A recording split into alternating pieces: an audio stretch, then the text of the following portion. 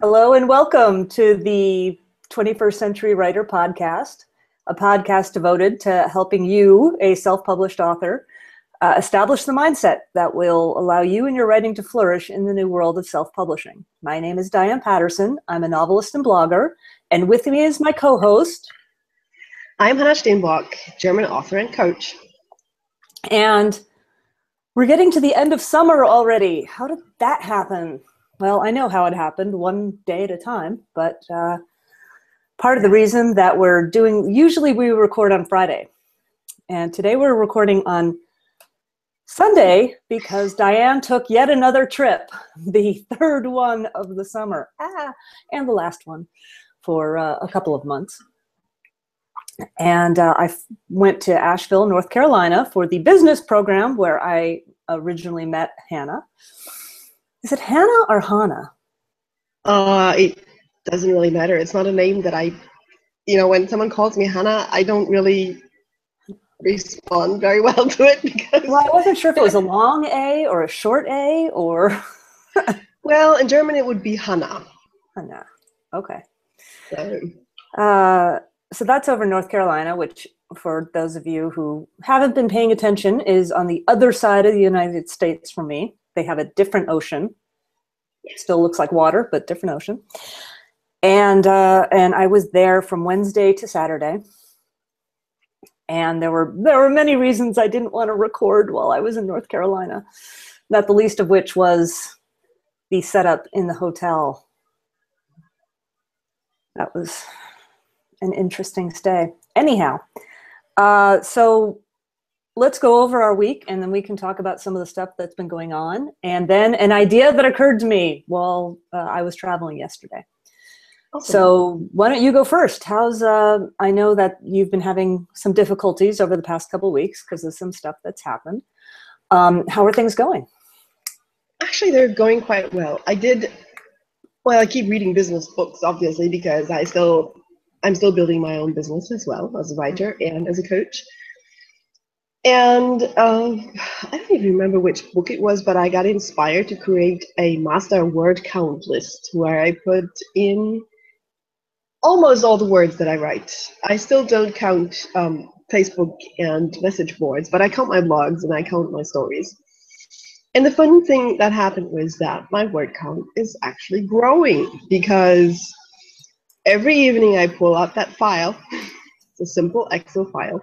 And I look at it, and if it's below 1,000 words, I feel bad. So I usually sit down and put in another half hour of writing, and I push up to over 1,000 words, which isn't really a whole lot considering, but it's much better than I have been doing. And I have high hopes of growing that because what you measure grows. So that's one thing that I've been doing that has been great. And I could actually, I could create an empty document of the kind for our listeners to download as an Excel file. Great. So we can put it into the show notes. I'll get it to you. It's really absolutely simple. It has little sum in it basically, and you have to work the weekly sums and the monthly sums you have to do yourself. But do you count the words for your fiction and your blogs and whatever else you count separately?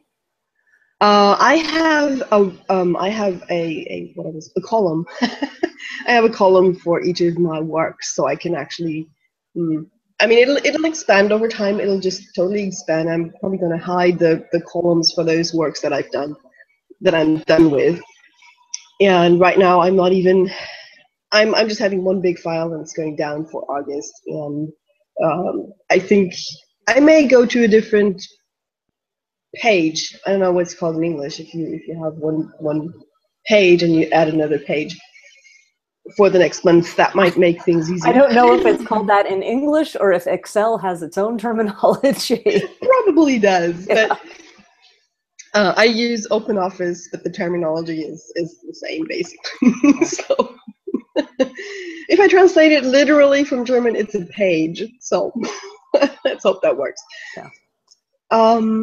I've been doing fairly well on my dragon short story, which is for an anthology. and it's set in my Cloudlands world, but I don't know, 40 years earlier. I've been writing some of the Roman stuff and got a beta reader who doesn't feel like a good beta reader because he's not a Romance expert. He had a lot of stuff to nitpick on that one. So that was fun. He's a very nice guy. I've known him for years and years and years, and he writes weird, fun fantasy stuff, basically. So he's not the best beta reader, but he was the one who volunteered. And just today, actually yesterday, I got another one of those muse attacks where I had a scene in my mind that I just had to write out to be able to think about anything else. I mean, I don't know if you're familiar with that. I just get clobbered over the head with a scene. And the only way I know how to deal with it is to sit down and write it out. So I wrote a couple of pages, and when I curled up in bed for a nap this afternoon, that idea returned with a vengeance and turned into science fiction. So I have another project. I just plotted out the background, the world building. I just wrote a very rough outline for the first novel in it. We'll see how far it gets, if it even gets beyond novella size. It's going to move to the back burner, but that's what happened today. And I love it when that happens, and my way to deal with it is just to... That is just the best. I mean, I think I've told you, though, that my new thing is that if I consider a project, I have to do it. So my ideas really have to just sort of slap me around before I'm going to say, yes, I'll listen to you. Because I have so many projects to do right now, and I do too. So what I usually do is I just slap it into a file and just write down my thoughts and save it, and I'll pick it up eventually. But I have a deadline, September 16th. I have a deadline for both the Dragon short story and the next novella. So sorry, science fiction story, you will have to wait. So I had a pretty good week. I don't keep my word count in an Excel file, but I actually keep an app, and I will have a link to this on my phone, which is a tasks completed app, so that I can see how many days per week I get something done, and I actually put medication I need to remember to take on there, so I can just hit the button and say, yes, I took it. Well, I have Up for Words done too. Part of the problem I ran into last week was doing this travel to North Carolina. And then there's a retreat, or, I mean, they call them retreats, but they're really kind of 2-day seminars that we have. And then it's a day of travel back. When you're at this retreat, from 8 in the morning until 8 or 9 at night, you are with other people. Yes. It is constant togetherness. And so one day I actually set the alarm and got up and wrote a few words. So I about 600, I think. I felt pretty good about that. Yeah, I'm sort of over the hump in the novel, and one of the best things about, I've had some weirdness going on, but the best thing about what's been going on is that I think I can really see the second half of the novel. I can see all the things that have to happen. Yeah, I know. I'm like, I really want to read that book. So I have to go ahead and write it. That's awesome. Yeah. So that was pretty good. And this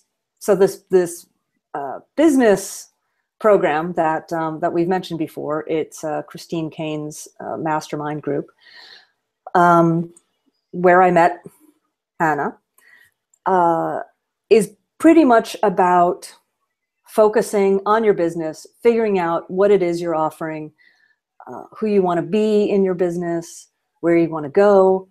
And there's all kinds of people there. There's a folk singer who's a member. There's lots of coaches. and it's primarily women. There are some women who are setting up these really interesting groups that I would never have thought of, but because they have the kind of life that they have, basically, that's what speaks to them. So, and it's also, as someone said to me recently, you know, when you're in school, you have a ready-made community. When you're an adult, you have to actually seek it out. And it's like, yes, that's so very true. So true. So it's kind of like finding a community. So it was great. And I enjoy the time hanging out with people. I know everyone claims to be an introvert these days. I really am. I am exhausted hanging out with people for 12 to 14 hours a day. Yes, and when absolutely. I would get back to my room, they'd say, well, you have time to write. And I'd be like, well, I just had a cocktail at dinner. Maybe you missed that part, which is exhausting. You know, there's the lifespan of the cocktail, which is, wow, this is really tasty. And, oh, I feel kind of giggly. And then complete energy drain. I think it's gone after a while. And I go back to my room and I'm like, I'm going to read my book and go to bed. I mean, I don't write at night anyhow. Some people, like A.D. Trosper, who we were talking to, writes at night. Yeah. I realized that is simply what has worked for her. I can't even imagine. I write first in my morning and I write at night, but my limit is like 10 p.m. because that's my bedtime, and then I'm done. It's so funny how different certain things like that can be. So I realized that possibly, since there's my next trip, it's another retreat in November, I'm going to have to, well, get on East Coast time as fast as possible, and then set the alarm to get up early to write before starting the seminar. It's tough. It's not impossible. Yeah, but it's hard, and it's you know, it's what I would say as coach is it conceivable to focus on the retreat for those 2 days rather than push yourself to put some writing in there? Sure. I do it mostly to just do a little. To you know, kind of keep the pump primed. I'm not thinking, okay, I have to get up at 6 and write for 3. I'm sure that there are people who can do that. I don't happen to be one of them. Well, and it's on top of the time change. I mean, 6 East Coast is like 3 in the morning your time. So that's kind of really brutal. I discovered the secret to getting on East Coast time really quickly, which is don't really sleep the night before your flight to the East Coast.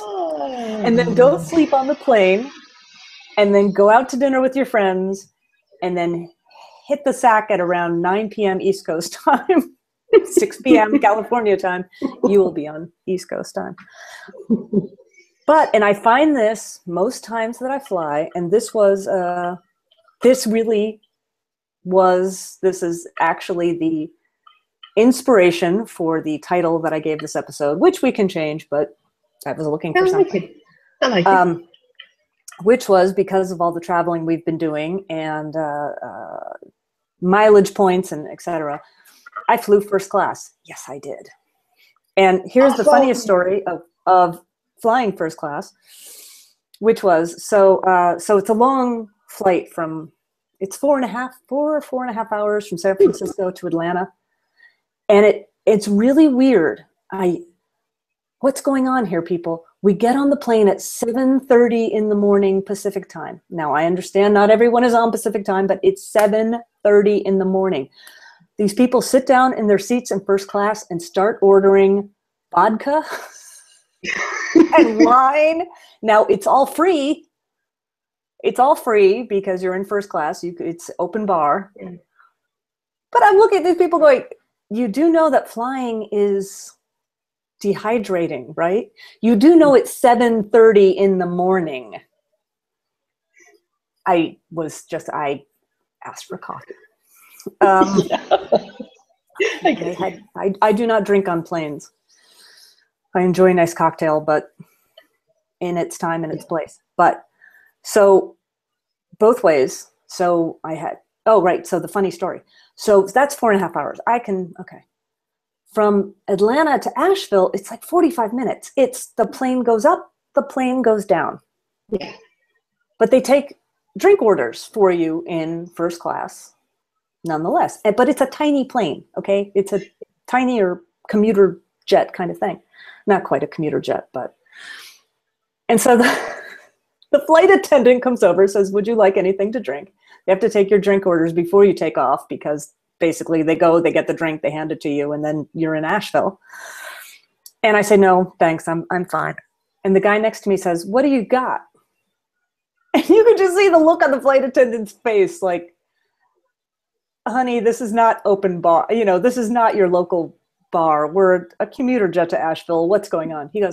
She goes, wine, beer. And he goes, oh, okay, what kind of craft beer do you have?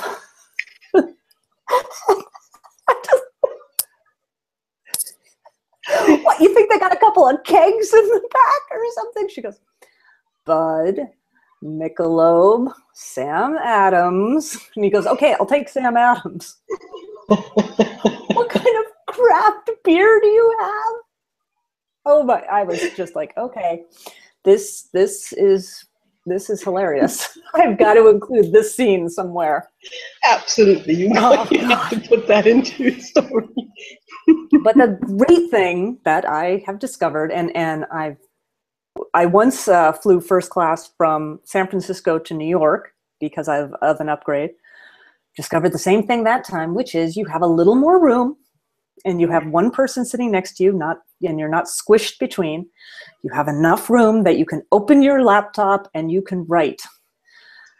And I did something like 2,000 on the way to Atlanta and 3,000 yesterday coming home. And I thought, now, one of the things about the Bay Area, as you may have heard, is that our economy is booming. You cannot get office space here to save your life. Now, I have this nice office at home, but periodically I might like to get out of the house and go work somewhere else. Well, every table at Starbucks is set up with someone starting his internet company. Yeah. Trying to. So I thought, you fly on enough planes, you build up the mileage, you become one of these, gold flyers. It's easier to upgrade your seat from economy to first class. You just fly around. It's cheaper than buying an office around here. Now that is a really wild idea. I just read about someone who works in London and renting space in London, renting a house, renting an apartment in London is absolutely impossible. It's hugely expensive. So this guy lives in Barcelona and he commutes. Not every day. He couldn't afford that, but he does a lot of home office work. But like once or twice a week, he commutes to London by airplane. And he says this is much nicer than living in London itself. So yeah, I thought, well, I mean, considering the cost of the flights, he probably gets enough mileage to get the odd one free. But even so, that must have, that must cost quite a bit. The cost of living in Barcelona plus a plane trip every so often? Yes. Wow. Yeah, that would be a big win. But he decided that he wanted to live in Barcelona rather than in London. So. Yeah. But I live in a fairly small.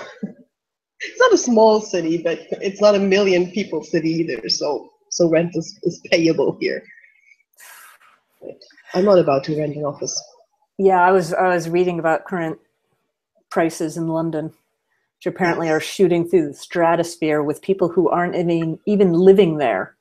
Yes. It's all funny money. Yeah, don't look forward to that. No. Well, I guess we're kind of doing that around here too, where there were certain neighborhoods, apparently in Palo Alto, where people are buying, because Palo Alto is the center of everything, and boy, don't they know it. mention it every single chance they get. But people are buying extraordinarily expensive houses. And by the way, most of these houses are nothing special.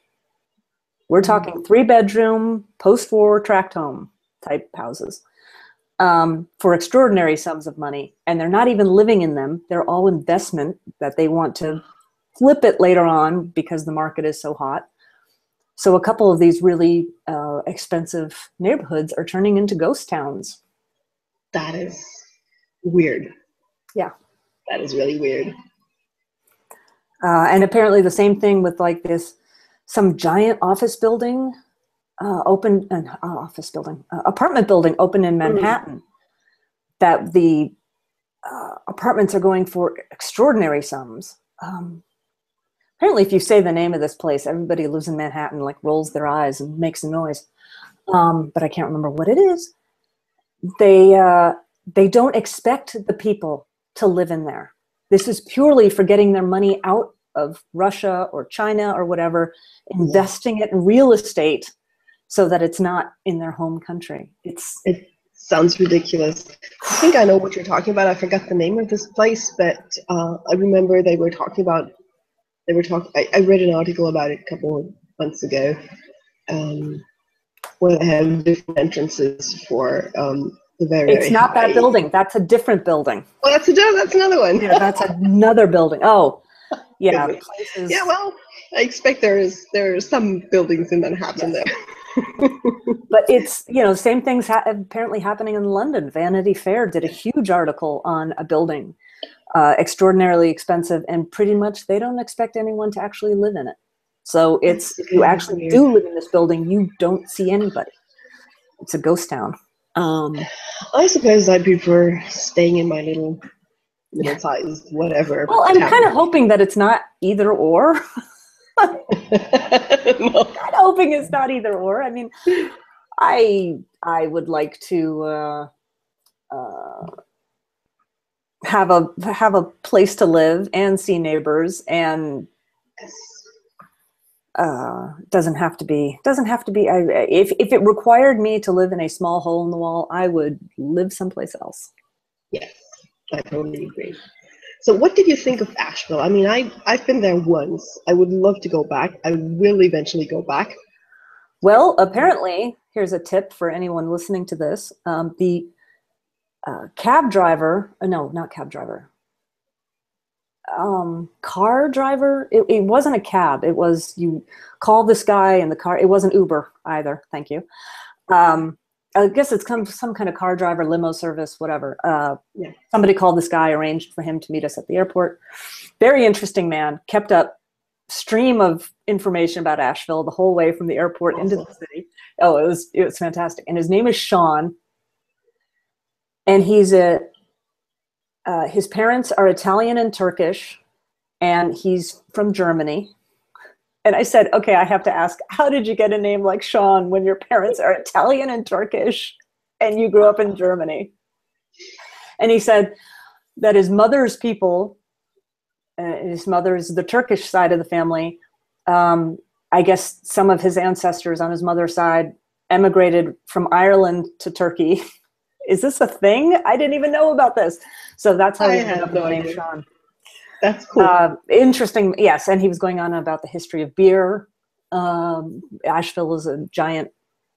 Maybe that's the guy on the plane asking for the craft beer. I don't know, because it's a big beer city. Lots of brew pubs. Anyhow, Sean was telling us about. They did some council of mayor. I don't know what it was, but the projections. Asheville has doubled in size in the past 10 years or something. Apparently the projections are, it's currently 80,000 people. By 2030, it will be 300,000 people. Wow. And I said, maybe I should buy some real estate there right now. There's someone who also was in the coaching mastermind of Kristen Keynes. She no longer is, but she lives in Asheville, and she used to have I think she actually used to have a coaching business. And then she inherited a couple of business buildings in downtown Asheville. and she started managing them and gave up her coaching. And she has, a while back, she posted a couple of articles about the past of Asheville when about 15 years ago, yeah, I think about 15 years ago, there were plans of tearing down Old Town Asheville, the whole city center, tearing it all down and putting in a huge big mall. And that plan was, as you know, never happened. A group of citizens and business people organized and prevented that plan from being carried out. And instead, they began to revive old downtown Asheville. And I haven't seen all of it. There's no time during those retreats to really walk the city. But it's downtown Asheville, which is actually funny because it's up on a hill. On the side of the hill. It's not. Oh, yeah. Well, it's near the Blue Ridge Mountains, I think. Yeah. So yeah. And I think it's almost European in having relatively small streets and having a lot of relatively small businesses, small space businesses, lots of different art businesses, restaurants. I mean, I've never seen so many restaurants in one place. Well, maybe possibly in a tourist town in Greece, maybe. But what I really liked was this feeling of people being there, people walking the streets, enjoying the place. I had some time on a Saturday to walk around in Asheville, and it was really fun because, well, I don't have a lot of comparison, to be honest. I mean, I've been in LA in an area where people live, but there was in the shopping, for the shopping you went to shopping malls, but Asheville is actually a city with a really alive city center with lots of activities, with lots of things going on, and I loved it. I thought it was very different. And yeah, it's a very East Coast city because it was built, I think it was founded maybe in the mid-19th century. I'm not sure. It was some kind of industrial town. Like, yeah. And they've kept a lot of their old buildings. Yes. So it is tinier. It is more compact. You can walk around all of downtown Asheville in a couple of hours and see everything. A couple of things I couldn't find in downtown Asheville. You have to go out of the city center are like groceries. Yeah. Or I was looking for a drugstore, actually. You know, there's nowhere to. Well, I guess if you're going to buy clothes, it's like you go into little boutiques. It's not. They have, as part of their deliberate city planning, have kept most, maybe all. I'm trying to think if I saw any chain stores out of downtown. Yes, I saw Whole Foods, but that wasn't in downtown. And yeah, that was. So yeah, you won't see a lot of chain stores. Yeah. There are lots of art. I mean, there's a whole art district. I really wanted my husband to come out for the summer one because I thought it was going to work out, but unfortunately with the kids' schedules, we couldn't work it out. But there's a whole art district where you can go into various artists' studios. Thank you. I knew there was a word. To see, what they're working on. There's a lot of, I was making a joke with friends that seriously, it's such a hippie-ish kind of city. It kind of is to the left of Berkeley, which is pretty corporate now. So that's not actually that hard to do. But it's kind of surprising when you walk into a place and it doesn't smell of patchouli. But it is a great little town. And I would be interesting to see what is outside of the direct downtown area, just to see what it's like to actually live there, because there's apartments in the downtown. There isn't so much houses or anything. Well, the one time I was there, I stayed in a cottage in the woods, and that was like a 45-minute drive to get to Asheville every day. And there's a lots of houses just spread around in the forests and the woods and the hills around Nashville. This is something you would not ever see in Germany because we have very strict building zones. But take any small road into the mountains and you'll see tons of houses on it for, I don't know, 30 miles around Nashville. So, wow. Well, yeah, that's how people live there. Whenever I travel to the East Coast, I always look at the land use going, people, do you know how many houses you could put on this amount of land? Come on. Let's make use of what we got here. But that may be the Californian in me speaking.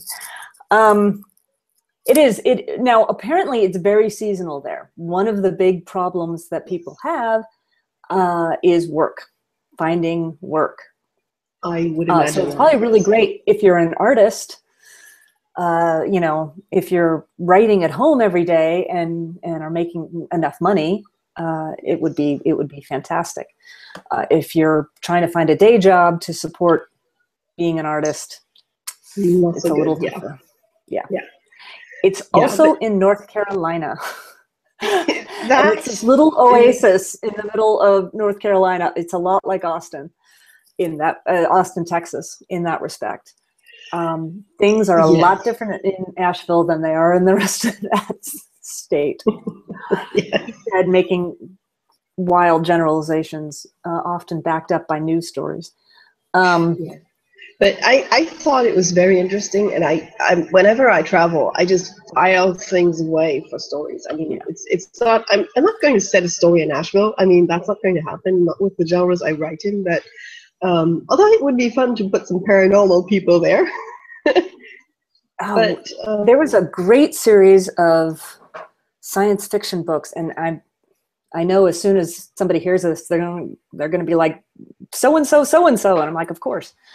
That were set in New Orleans, but it wasn't real New Orleans. It was a New Orleans that he made up that was clearly based on the French Quarter.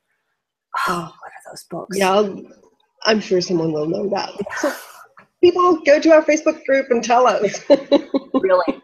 What is that? So I'm sure, I bet if I typed in New Orleans science fiction, it would probably be like the first response. Probably. But it is a fun little town. There is, we really enjoy going out in the evening.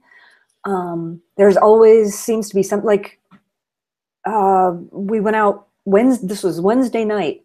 We went out to dinner, and we were walking up to the French Broad Chocolate Lounge to see about getting some chocolate. Sadly, the line was too long, as it always is.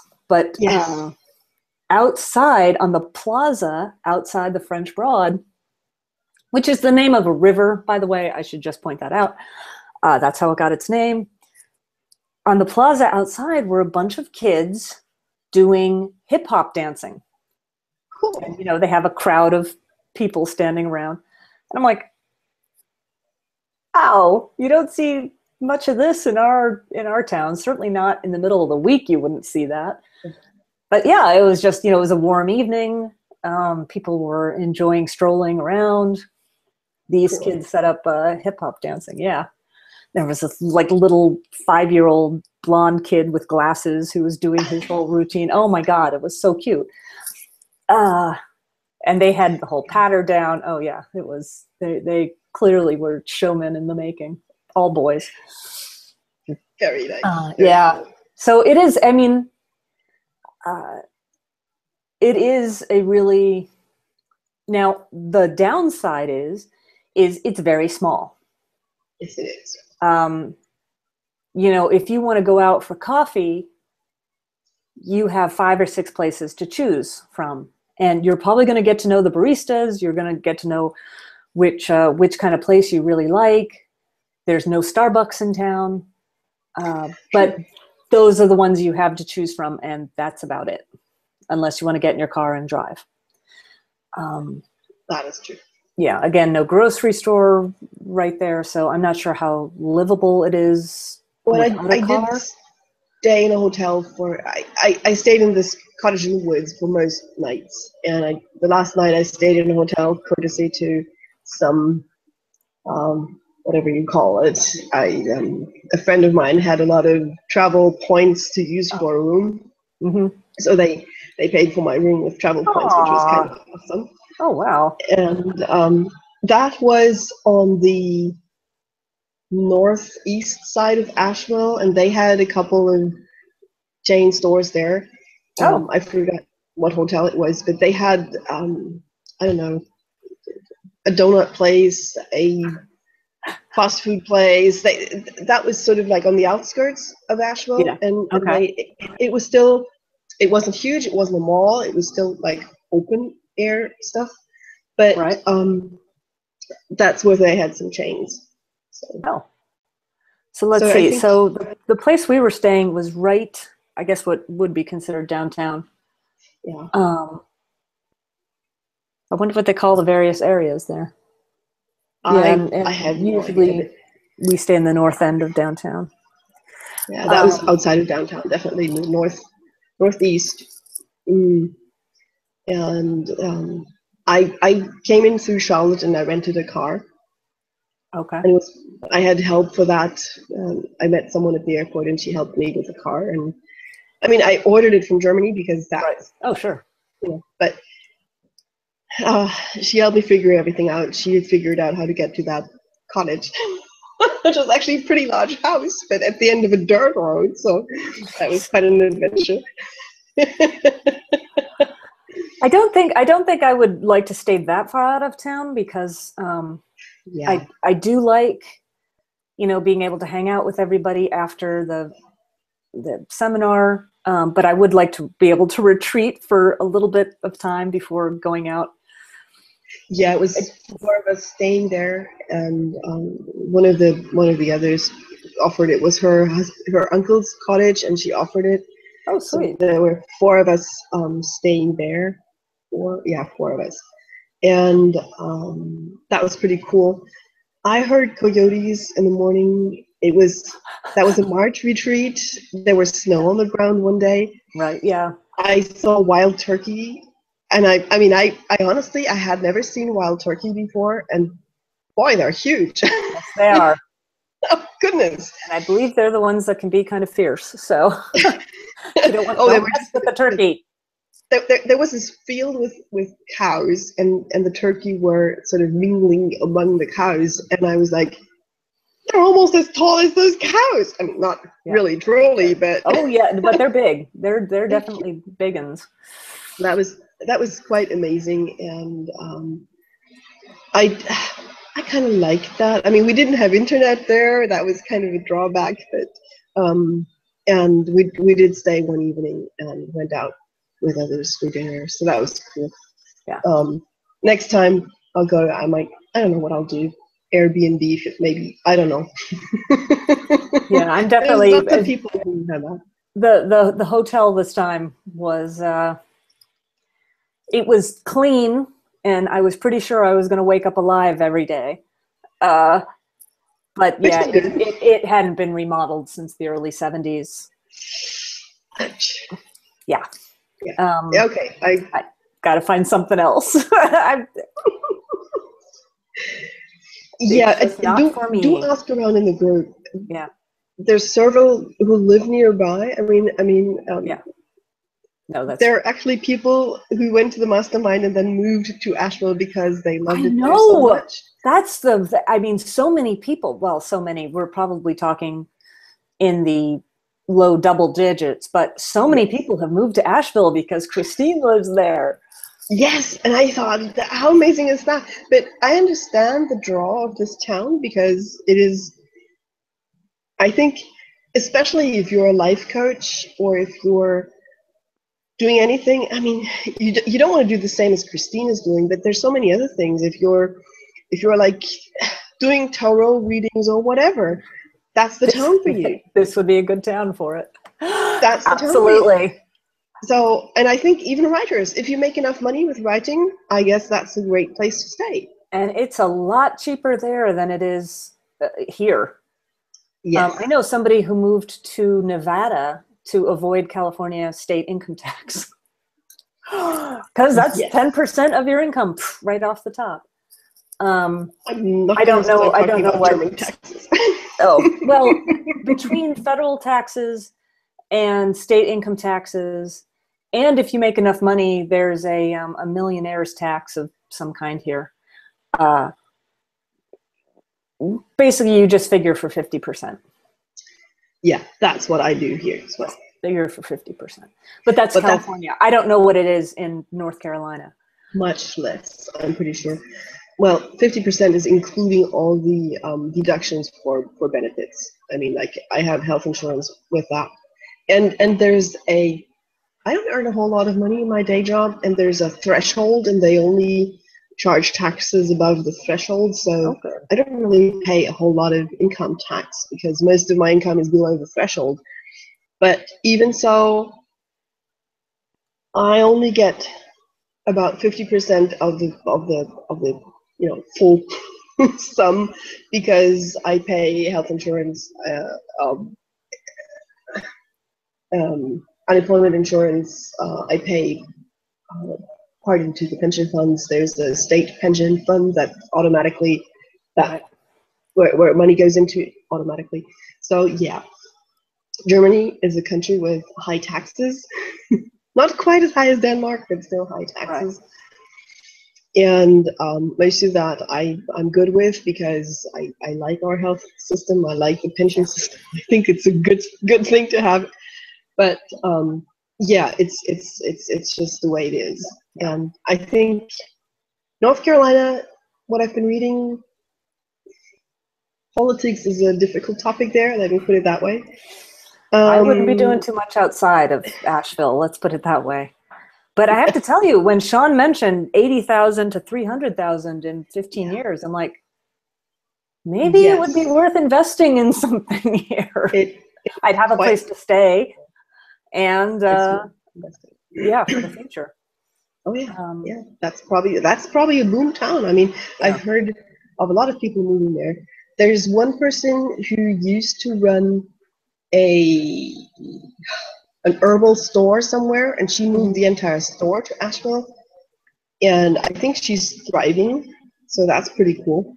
It's a good town for it. We walked into two separate, we were out walking, doing a little window shopping, and we found two separate stores. One was right next to the venue, but they had a bunch of herbs and spices and salts and peppers, and two separate stores within a mile of one another, and they both were doing pretty good.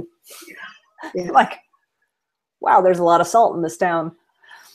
I think that's what traveling does. I mean, like there's some places in Germany that every tourist sees. There's and there goes the name. For heaven's sake. Why can't I think of the name? I don't know. What does it have? Anyway, it has medieval places. It has a permanent Christmas store. Oh, sweet. Which is very, very famous among American tourists. It's right there. If I don't hunt the name, it'll come. Yes, really.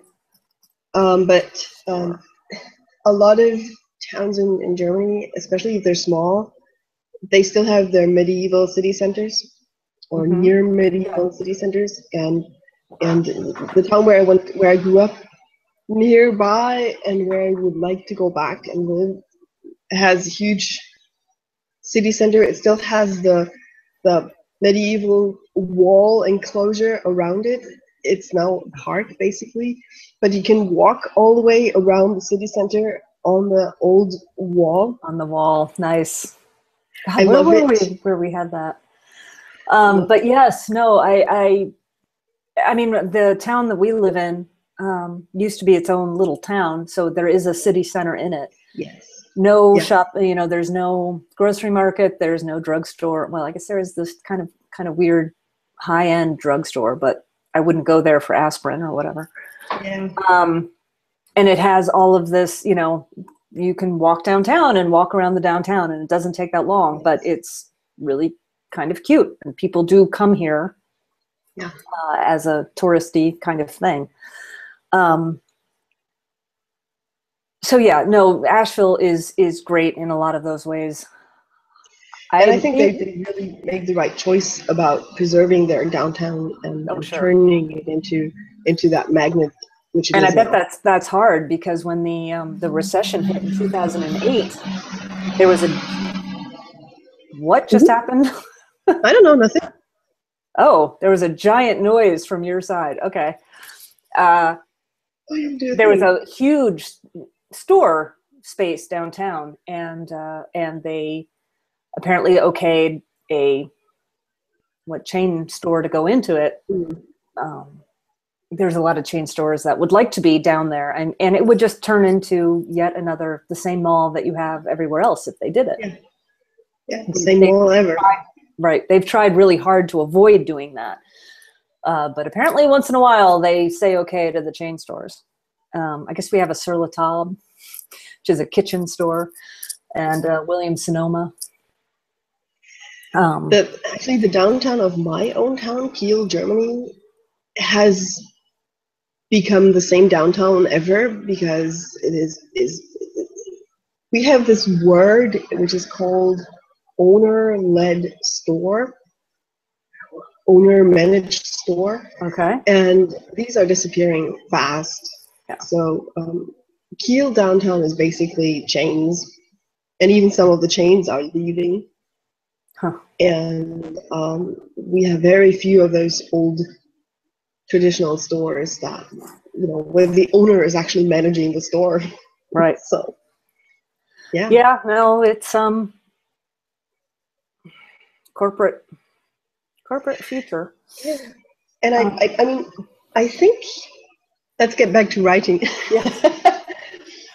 I think it is important to be open-minded when you travel, and to soak up these images and experiences so you can put them into your stories in every which way. But there's also something to simply keeping up with the practice of writing every day. There is. And, you know, when I travel with my family, it was nice when we were in Hawaii. Oh, great. I did travel a lot this year. When we were in Hawaii, because there was sort of the area where the bedrooms were, and then there was a space I could go into to go write. When we were in Chicago, I didn't have that. When I just went to LA with my husband, I didn't have that. When I'm by myself in Asheville, and that is one of the great things, by the way, about doing this program. We were discussing this with a number of women last night. No, not last night, the night before. That's simply being able to make the time to leave your normal life and go someplace else and not have any of those normal responsibilities or habits is just so valuable. Absolutely. And it totally is. I do not do it when I don't have a reason to. Having a business program that you signed up for that is really, that you have invested in, as they say, is a really, really good reason to say, no, I need to go away for a few days now. Goodbye. And making that time, you know, if you write late at night, good on you, mate. I was exhausted. And all you're doing is sitting in a room. I guess meeting people, talking to people. It's and getting information. Yes, and having to think about things, because thinking does take some calories. Not quite the same as, I mean, I never hit my walking goals every day. That was kind of disturbing. But I know I would go back to the hotel and I'd be like, why am I so exhausted? I feel like I just ran 15 miles or something. Yeah. But yeah, if, you know, doing that thing where I set the alarm early and got up and wrote just a little bit, just to remind myself that that's what I do, was pretty good. Yeah, it's just hard to do when I have people with me. because Yes. I feel like it's really rude to like, I'm going to go be in my own world now. You go do whatever you need to go do. Yeah. But maybe it's okay to say, well, this is going to take half an hour and then I'll be back with you. I just need this for my sanity. Because you what can do you write on when you travel? I took my MacBook. I took my regular computer with me. Okay. Because it's my whole life. We have a big trip coming up at Christmas. More trips, yes. And I'm not going to take the computer on that one. I think I'm going to take my iPad with a keyboard. Because then, yes, it's boring, and I won't have Scrivener with me. I won't have any of my usual tools, but on the other hand, I won't have any of my usual time wasters with me either. So I will just use it, and having a keyboard with to write on it works. Well, I'm asking because I write on a desktop, which obviously I can't take with me when I travel. And my old laptop that I never used a whole lot for writing is dying anyway. It's an XP laptop, and it's like 10 years old, and so that's not gonna cut it. And I never had much success with writing on a laptop. But what I would like to do is to actually get a tablet with a keyboard and use that. I know many people who use that as their primary writing environment, so it can be done. Yeah, that is the plan to do if I'm not going to travel a whole lot in the next time. I have some travel coming up in October because I need to present the anthology that I edited. And that's at the book fair? That's yes. Well, no. There's the Frankfurt Book Fair.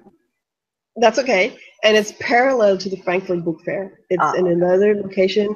It's called we call it the Book Fair Convention, and it's basically a fantasy, science fiction fandom convention. Some people actually cosplay there, and it's quite amazing because one of the most successful fantasy authors in Germany, he regularly wins a prize there, and he always shows up, which is it's quite.